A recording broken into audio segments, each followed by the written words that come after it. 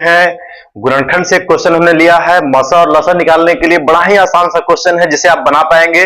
तो शुरुआत करते हैं क्वेश्चन को कि गुणनखंड विधि के द्वारा 6, 8 और 24 का मसा और लसा ज्ञात करना है।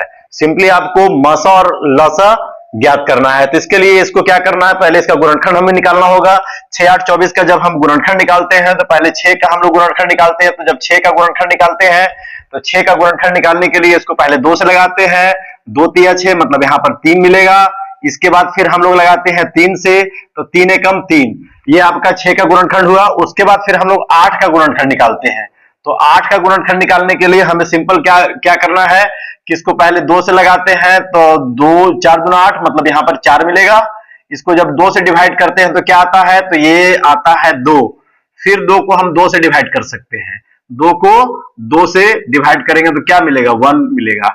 इसके बाद 24 का जब हम लोग फैक्टराइजेशन करते हैं तो 24 का फैक्टराइजेशन करने के लिए क्या करना है कि इसको पहले हम लोग 2 से लगाते हैं। तो यहां पर क्या आता है 12, क्या कि इसको गुना करते हैं तो 24 के बराबर आता है। ठीक है, फिर यहां से 2 से लगाएंगे हम लोग। जब इसमें 2 से लगाते हैं तो इसका मान क्या आता है, आपका 6 यहां से मिलेगा। फिर 6 को हम लोग जो है इसे 2 से लगाते हैं। तो 6 को जब 2 से लगाते हैं तो कितना होगा, 3 आएगा। 3 के बाद फिर हम लोग इसको 3 को फिर 3 से लगाते हैं तो इसका मान क्या आता है, 1। अब देखिए इसको पहले हम लोग सजा लेते हैं बढ़िया से। पहले इसको हम लोग सजा लेते हैं। तो 6 का अभाज्य गुणनखंड क्या मिलेगा, 6 का अभाज्य गुणनखंड आपका क्या मिलेगा, तो 6 का अभाज्य गुणनखंड जो है वो आपका मिलेगा क्या, तो यहां से मिल जाएगा 2 गुने 3 गुने और यहां से मिल जाएगा 1।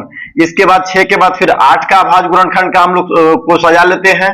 तो देखिए इसको पावर के रूप में भी तो है, लेकिन इसमें क्या है, 1 इसमें छिपा हुआ है, कोई दिक्कत नहीं है।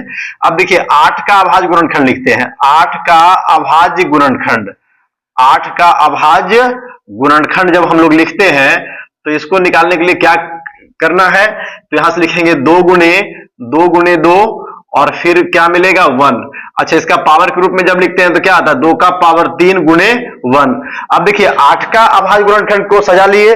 उसके बाद फिर 24 का अभाज्य गुणनखंड जब हम लिखते हैं तो क्या लिखते हैं, 24 का अभाज्य गुणनखंड जब हम लोग लिखते हैं तो इसके लिए क्या करना है, तो बस आपको यहां से देख करके इसको उतार देना है। 2 गुने 2 गुने 2, ये 3 बार है तो इसलिए क्या लिखेंगे, 2 गुने 2 गुने 2। उसके बाद फिर क्या होगा, 3 गुने 1 माने 3 गुने 1।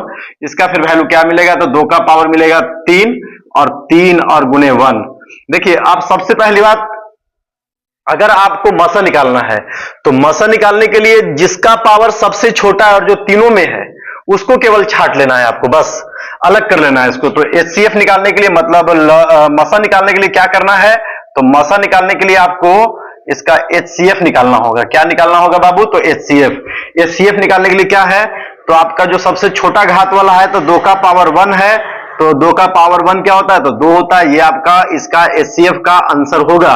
अब देखिए LCM अगर निकालना है, मतलब लसा अगर आपको निकालना है, तो लसा निकालने के लिए क्या करना होगा, तो लसा निकालने के लिए आपको जो सबसे बड़ा घात है तीनों में उसको पहले छांट लेना है।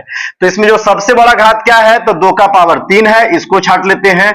और जो बचा हुआ जो है, जो भी अंक है जो मतलब बड़ा घात वाला है, तो देखिए 3 का घात यहां 1 है, 3 का घात यहां पर 1 है। लेकिन यहां पे देखिए ना 3 यहां पे नहीं है, तो जो नहीं भी है तो उसको भी उस बड़े घात वाले को छांट करके लेना है लिख। तो यहां से क्या लिखेंगे, 3 का पावर 1, उसके बाद क्या लिखेंगे 1। अब देखिए 2 का पावर 3 क्या होता है, 8।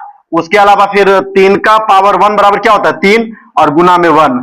8 दिया 24, 24 से कम 24, मतलब यहां से 24 आपका जो है इसका LCM का आंसर होगा। उम्मीद करते हैं कि आप लोग को मेरे द्वारा जो बताया गया जो क्वेश्चन है, जो हल किया गया है, आपको समझ में आया होगा। धन्यवाद।